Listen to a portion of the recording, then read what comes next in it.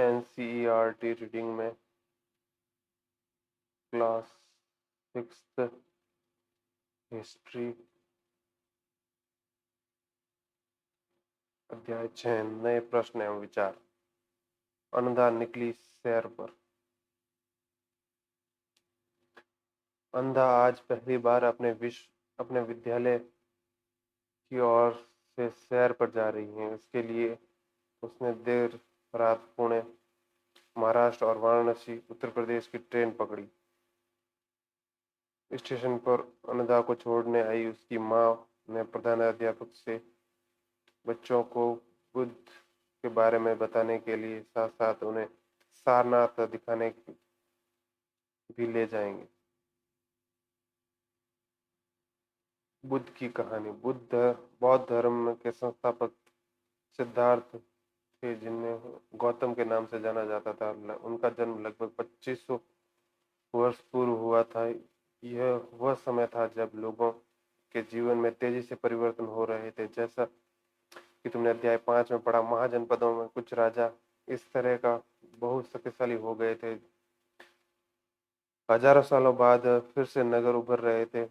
गांवों के जीवन में भी बदलाव आ रहा था। अध्याय 9 में बहुत से विचारक इस परिवर्तनों को समझने का प्रयास कर रहे थे। वे जीवन में सच्चे अर्थ को भी जानना चाहते थे। बुद्ध क्षत्रिय थे तथा शाक्य नामक एक छोटे से गण में से संबंधित थे। युवा अवस्था से ही ज्ञान की खोज में उन्होंने घर के सुखों को छोड़ दिया। अनेक वर्षों तक वे भ्रमण करते रहे तथा अन्य विचारकों से मिलकर चर्चा करते रहे।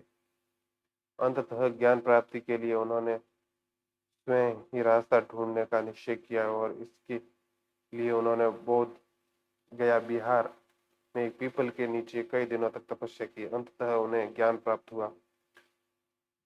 इसके बाद वे बुद्ध के रूप में जाने लगे। यहाँ से वे वाराणसी के निकट स्थित सारनाथ गए, जहाँ उन्होंने पहली बार उपदेश दिया। कुशीनारा में मृत्यु से पहले का शेष जीवन उन्होंने पैदल ही एक स्थान से दूसरे स्थान पर यात्रा करते और लोगों की शिक्षा देने में व्यतीत किया। बुद्ध ने शिक्षा दी कि ये जीवन कष्टों और दुखों से भरा हुआ है और ऐसा हमारी इच्छा और लालसाओं जो हमेशा पूरी नहीं हो सकती के कारण होता है। कभी कभी हम जो सोचते हैं वो प्राप्त कर लेने के बाद भी संतुष्ट नहीं होते और एवं और अधिक अथवा अन्य वस्तुओं को पाने के लिए इच्छा करने लगते हैं। बुद्ध ने इन लिप्सा को तृष्णा कहा। बुद्ध ने शिक्षा दी कि आत्म समय अपनाकर हम ऐसी लालसाओं से मुक्ति पा सकते हैं। उन्होंने लोगों को दयालु होने तथा मनुष्यों के साथ साथ जानवरों के जीवन का भी आदर करने की शिक्षा दी। वे मानते थे कि हमारे कर्मों के परिणाम, चाहे वे अच्छे या बुरे, हमारे जीवन वर्तमान जीवन के साथ साथ बाद के जीवन को भी प्रभावित करते हैं। बुद्ध ने अपनी शिक्षा सामान्य लोगों की प्राकृत भाषा में दी। उसने सामान्य लोगों को उनके संदेश में समझ सके। ये सारनाथ स्तूप, इस इमारत को स्तूप के नाम से जाना जाता है। यहीं पर बुद्ध ने अपना सर्वप्रथम उपदेश दिया था। इसी घटना की स्मृति में यहाँ स्तूप का निर्माण किया गया। अध्याय 11 में तुम स्तूप के बारे में और सारनाथ का।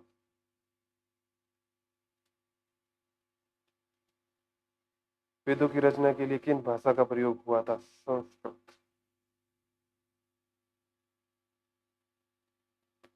बुद्ध ने कहा कि लोग किसी शिक्षा को केवल इसलिए नहीं स्वीकार करें कि यह उनका उपदेश है, बल्कि वे अपने विवेक से मापे। आओ देखें उन्होंने ऐसा किस प्रकार किया। किस्सा गौतम की कहानी। यह बुद्ध के विषय में एक प्रसिद्ध कहानी है। एक समय की बात है, किस्सा गौतमी नामक एक स्त्री का पुत्र मर गया। इस बात से वह इतनी दुखी हुई कि वह अपने बच्चे को गोद में लिए नगर की सड़कों पर घूम घूम कर लोगों को से प्रार्थना करने लगी कि कोई उसके पुत्र को जीवित कर दे। एक भला व्यक्ति उसे बुद्ध के पास ले गया। बुद्ध ने कहा, मुझे एक मुट्ठी सरसों के बीज लाकर दो, मैं तुम्हारे पुत्र को जीवित कर दूंगा। किस्सा गौतमी बहुत प्रसन्न हुई, पर जैसे ही वह बीज लाने के लिए जाने लगी, तभी बुद्ध ने उसे रोका और कहा, ये बीज एक ऐसे घर से मांग कर लाओ जहाँ किसी की मृत्यु ना हुई हो। किस्सा गौतमी एक दरवाजे से दूसरे दरवाजे पर गई, लेकिन वह जहाँ भी गई उसने पाया कि हर घर में किसी न किसी के पिता, बहन, भाई, पति, पत्नी, बच्चे, चाचा, चाची, दादा या दादी की मृत्यु हुई थी। बुद्ध दुखी माँ को क्या शिक्षा देने के प्रयास कर रहे थे। फिर है उपनिषद। जिस समय बुद्ध अपने उपदेश दे रहे थे, उसी समय या उससे भी थोड़ा पहले दूसरे अन्य चिंतक भी कठिन प्रश्नों का उत्तर ढूंढने का प्रयास कर रहे थे। उनमें से कुछ मृत्यु के बाद के जीवन के बारे में जानना चाहते थे, जबकि अन्य यज्ञों की उपयोगिता के बारे में जानने के उत्सुक थे।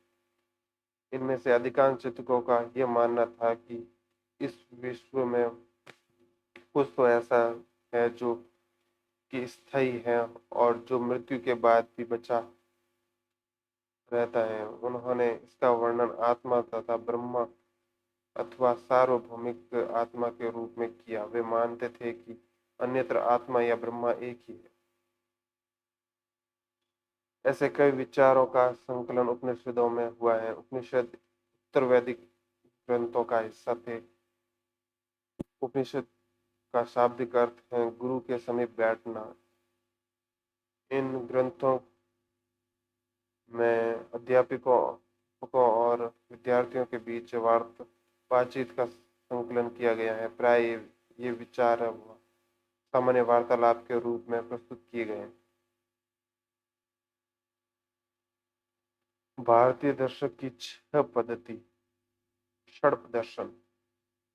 सदियों से भारत द्वारा सत्य की बौद्धिक खोज का प्रतिनिधित्व दर्शन की छह शाखाओं में किया गया है। ये वैशेषिक न्याय, सांख्य, योग, पूर्व मीमांसा और वेदांत या उत्तर मीमांसा के नाम से जाने जाते हैं। दर्शन की इन छह पद्धतियों की स्थापना क्रमशः ऋषि कणंद, गौतम, कपिल, पतंजलि, जैमिनी और व्यास द्वारा की मानी जाती है, जो आज भी देश में बौद्धिक चर्चा को दिशा देते हैं। जर्मन मूल के ब्रिटिश भारतविद फ्रेडरिक मैक्समुलर के अनुसार दर्शन की इन छह शाखाओं का विकास कई पीढ़ियों के दौरान व्यक्तिगत विचारकों के योगदान से हुआ। यद्यपि ये एक दूसरे से भिन्न दिखते हैं, तथापि सत्य की इनकी समझ के आधारभूत तालमेल दिखता है। बुद्धिमान भिखारी। यह वार्तालाप छांदोंग उपनिषद नामक प्रसिद्ध उपनिषद की एक कहानी पर आधारित है। शौनक एक वह अभिपरताणी नामक दो ऋषि सार्वभौमिक आत्मा की उपासना करते थे। एक बार ज्यों ही वे भोजन करने के लिए बैठे, एक भिखारी आया और भोजन मांगने लगा। शौनक ने कहा, हम तुम्हें कुछ नहीं दे सकते। भिखारी ने पूछा, विद्वजन, आप किसकी उपासना करते हैं? अभिपरतारिणी ने उत्तर दिया, सार्वभौम आत्मा की। ओहो, इसका मतलब आप यह जानते हैं कि यह सार्वभौम आत्मा संपूर्ण विश्व में विद्यमान है।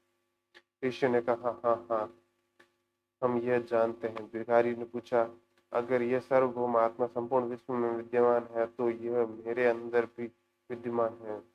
मैं कौन हूँ? मैं इस विश्व का एक भाग ही तो हूँ। तुम सत्य बोलते हो, युवा ब्राह्मण। इसलिए हे ऋषियों, मुझे भोजन न देकर आप ये सार्वभौमिक आत्मा देने जो भोजन देने आत्मा को भोजन देने से मना कर रहे थे। भिखारी की बात में सच्चाई जानकर ऋषियों ने उसे भोजन दे दिया। भिखारी ने भोजन पाने के लिए ऋषियों को किस तरह मनाया? इस चर्चा इन चर्चाओं में भाग लेने वाले अधिकांश पुरुष ब्राह्मण तथा राजा होते थे। कभी कभी गार्गी जैसे स्त्री विचारकों का भी उल्लेख मिलता है। विद्वता के लिए प्रसिद्ध गार्गी राज दरबारों में होने वाले वाद विवादों में भाग लिया करती थी। निर्धन व्यक्ति इस तरह के वाद विवाद में बहुत कम ही हिस्सा लेते थे। इस तरह का एक प्रसिद्ध अपवाद सत्यकाम जाबाल का है। सत्यकाम जाबाल का नाम उसकी दासी माँ के नाम पर पड़ा। सत्यकाम के मन में सत्य जानने की तीव्र जिज्ञासा उत्पन्न हुई। गौतम नामक एक ब्राह्मण ने उन्हें अपने विद्यार्थी के रूप में स्वीकार किया। वह अपने समय के सर्वाधिक प्रचलित विचारकों में से एक बन गया। उपनिषदों के कई विचारकों का विकास बाद में प्रसिद्ध विचारक शंकराचार्य के द्वारा किया गया, जिसके बारे में तुम कक्षा 7 में पढ़ोगे। व्याकरणविद पाणिनि।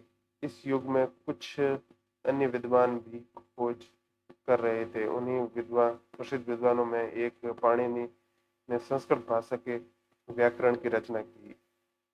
उन्होंने स्वरों तथा व्यंजनों को एक विशेष क्रम में रखकर उसके आधार पर सूत्रों की रचना की। वे सूत्र बीजगणित के सूत्रों से काफी मिलते जुलते थे। इसका प्रयोग कर उन्होंने संस्कृत भाषा के प्रयोगों के नियम लघु सूत्रों लगभग 3000 से शुरू के रूप में लिखे। जैन धर्म। इसी युग में अर्थात लगभग 2500 वर्ष पूर्व जैन धर्म के 24वें तथा अंतिम तीर्थकर वर्धमान महावीर ने भी अपने विचारों का प्रसार किया। वह वज्जी संघ के लिच्छवी कुल में एक क्षत्रिय राजकुमार थे। इस संघ के विषय में तुमने अध्याय 5 में पढ़ा हो। 30 वर्ष की आयु में उन्होंने घर छोड़ दिया था और जंगल में रहने लगे। 12 वर्ष तक उन्होंने कठिन एवं एकांकी जीवन व्यतीत किया। इसके बाद उन्हें ज्ञान प्राप्त हुआ। उनकी शिक्षा सरल थी। सत्य जानने की इच्छा रखने वाले प्रत्येक स्त्री व पुरुष को अपना घर छोड़ देना चाहिए। उन्हें अहिंसा के नियमों की कड़ाई से पालना करनी चाहिए, अर्थात किसी भी जीवन को न तो कष्ट देना चाहिए और न ही उसकी हत्या करनी चाहिए। महावीर का मानना था कि सभी जीव जीना चाहते हैं, सभी के लिए जीवन प्रिय है। महावीर अपनी शिक्षा प्राकृत में दी। यही कारण है कि साधारण जन भी उनके तथा उनके अनुयायियों की शिक्षाओं को समझ सके। देश की अलग अलग हिस्सों में प्राकृत में अलग अलग रूप में प्रचलित थे। प्रचलन क्षेत्र के आधार पर ही इसके अलग अलग नाम थे। जैसे मगध में बोली जाने वाली ही प्राकृत मागधी कहलाती थी। जैन नाम से जाने गए महावीर के अनुयायियों को भोजन के लिए भिक्षा मांगकर सादा जीवन बिताया न होता था। उन्हें पूरी तरह से ईमानदार होना पड़ता था। चोरी न करने की उन्हें सख्त हिदायत थी। उन्हें ब्रह्मचर्य का पालन करना होता था। पुरुषों और वस्त्रों सहित सब कुछ पे त्याग देना पड़ता था। अधिकांश व्यक्तियों के लिए ऐसे कड़े नियम का पालन करना बहुत कठिन था। फिर भी हजारों व्यक्तियों ने इस नई जीवन शैली को जानने और सीखने के लिए अपने घरों को छोड़ दिया। कई अपने घरों पर ही रहे और भिक्षुकणी बने लोगों को भोजन प्रदान कर उनकी सहायता करते रहे। मुख्यतः व्यापारियों ने जैन धर्म का समर्थन किया। किसानों के लिए इन नियमों का पालन अत्यंत कठिन था, क्योंकि फसल की रक्षा के लिए उन्हें कीड़े मकोड़ों को मारना पड़ता था। बाद की सदियों में जैन धर्म उत्तर भारत के कई हिस्सों में के साथ साथ गुजरात, तमिलनाडु और कर्नाटक में फैल गया। महावीर तथा अन्य उनके अनुयायियों की शिक्षाएं कई शताब्दियों तक मौखिक रूप में रही। वर्तमान रूप में उपलब्ध जैन धर्म की शिक्षाएं लगभग 1500 वर्ष पूर्व गुजरात के वल्लभी नामक स्थान पर लिखी गई थी। मानचित्र 7 पृष्ठों के 105 में वल्लभ। जैन जैन शब्द का जीन शब्द से निकला है, जिसका अर्थ है विजेता। महावीर के लिए जीन शब्द का प्रयोग क्यों हुआ? संघ महावीर तथा बुद्ध दोनों का ही मानना था कि घर का त्याग करने पर ही सच्चे ज्ञान की प्राप्ति हो सकती है। ऐसे लोगों के लिए उन्हें संघ नामक संगठन बनाया, जहां घर का त्याग करने वाले लोग एक साथ रह सके। संघ में रहने वाले लोग बौद्ध भिक्षुकों के लिए बनाए गए नियम विनय पिटक नामक ग्रंथ में मिलते हैं। विनय पिटक से हमें पता चलता है कि संघ में पुरुषों और स्त्रियों के रहने की अलग अलग व्यवस्था थी। सभी व्यक्ति संघ में प्रवेश ले सकते थे। हालांकि संघ में प्रवेश के लिए बच्चों को अपने माता पिता से, दासों को अपने स्वामी से, राजा के यहाँ काम करने वाले लोगों को राजा से तथा कर्जदारों को अपने देनदारों से अनुमति लेनी होती थी। एक स्त्री को अब इसके लिए अपने पति से अनुमति लेनी होती थी।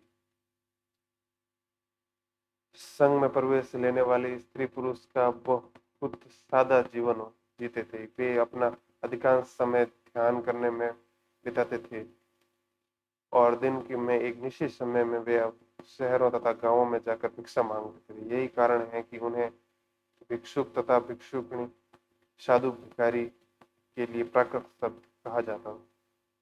वे आम लोगों को शिक्षा देते थे और साथ ही एक दूसरे की सहायता भी करते थे।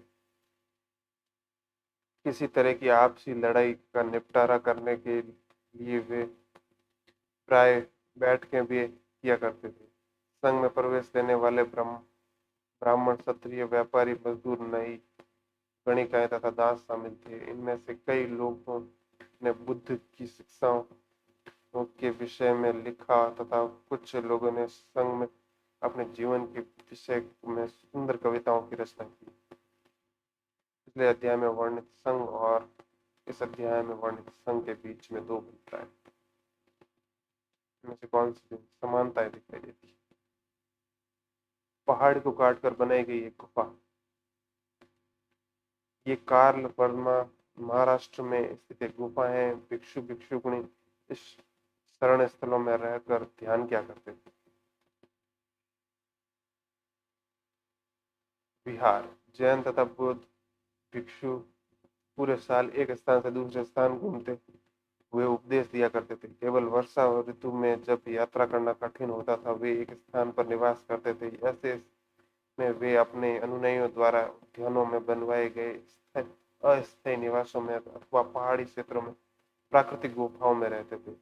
जैसे जैसे समय बीतता गया, भिक्षु भिक्षुणियों ने स्वयं तथा अपने समर्थकों ने अधिक स्थायी शरण स्थलों की आवश्यकता अनुभव किया। तब कई शरण स्थल बनाए गए जिन्हें विहार कहा गया। आरंभिक विहार लकड़ी के बनाए गए तथा बाद में इन्हें निर्मित करने के लिए ईंट का प्रयोग किया गया। पश्चिम भारत में विशेषकर कुछ विहार पहाड़ियों को खोदकर बनाए गए। एक बौद्ध ग्रंथ से ज्ञात होता है, जिस तरह महासागरों में मिलने पर नदियों की अलग अलग पहचान समाप्त हो जाती है, उसी तरह बुद्ध के अनुयायी जब भिक्षुओं की श्रेणी में प्रवेश लेते हैं तो वे अपना वर्ण, श्रेणी और परिवार सब त्याग देते हैं। प्राय किसी धनी व्यापारी, राजा अथवा भूस्वामी द्वारा दान में दी गई भूमि पर विहार का निर्माण होता था। स्थानीय व्यक्ति भिक्षु भिक्षुणियों को लिए भोजन, वस्त्र तथा दवाइयां लेकर जाते थे। इसके बदले में वे भिक्षु और भिक्षुणी लोगों को शिक्षा लेते थे। आगे आने वाली शताब्दियों में बौद्ध धर्म उप महाद्वीप के विभिन्न हिस्सों के साथ साथ बाहरी क्षेत्रों में भी फैल गया। अध्याय 9 में तुम इसके बारे में और अधिक पढ़ोगे। आश्रम व्यवस्था जैन तथा बौद्ध धर्म के लिए अन्य लोकप्रिय समय लोकप्रिय हो गए। लगभग उसी समय ब्राह्मणों ने आश्रम व्यवस्था का विकास किया। यहाँ आश्रम शब्द का तात्पर्य लोगों द्वारा रहने तथा ध्यान करने योग्य प्रयोग में आने वाले स्थान से नहीं है, बल्कि इसका तात्पर्य जीवन के एक चरण से है। ब्रह्मचर्य, गृहस्थ, वानप्रस्थ तथा संन्यास नामक 4 आश्रमों की व्यवस्था की गई।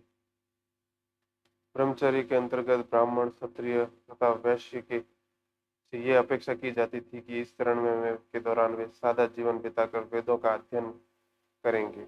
गृहस्थ आश्रम में वे के अंतर्गत वे विवाह कर एक गृहस्थ के रूप में रहना होता था। वानप्रस्थ में के अंतर्गत उन्हें जंगल में जाकर साधना करनी करनी थी और अंततः उन्हें सब कुछ त्याग कर सन्यासी बन जाना था। आश्रम व्यवस्था ने लोगों को अपने जीवन का कुछ हिस्सा ध्यान में लगाने पर बल दिया।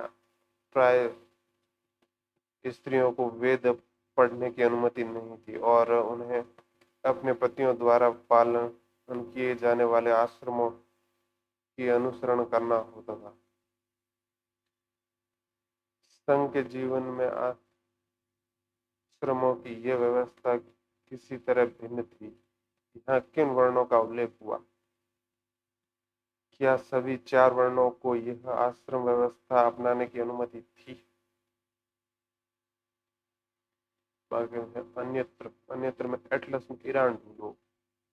जरथुस एक ईरानी पैगंबर थे जिनकी शिक्षाओं का अलंकरण जैन अवस्था नामक ग्रंथ में मिलता है। जैन अवस्था की भाषा तथा इसमें वर्णित रीति रिवाज वेदों की भाषा और रीति रिवाजों में काफी मिलते जुलते हैं। जरथुस्त्र की मूल शिक्षा सूत्र में है, सद्विचार, सद्वचन, सद्कार्य। हे ईश्वर, बल, सद सत्य प्रधानता एवं सद्विचार प्रदान कीजिए, जिनके जरिए हम शांति बना सकें। 1000 से अधिक वर्षों तक जरथुस्त्र ईरान का एक प्रमुख धर्म रहा। बाद में कुछ जरथुस्त्रवादी ईरान के में आकर गुजरात और महाराष्ट्र के तटीय नगरों में बस गए। वे लोग आज के पारसियों के पूर्व।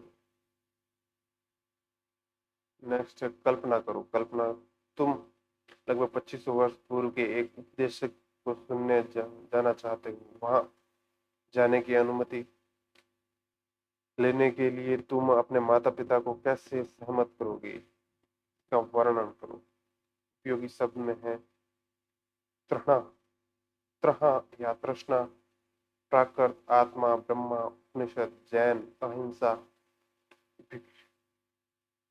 भिक्षु, संघ, विहार और आश्रम।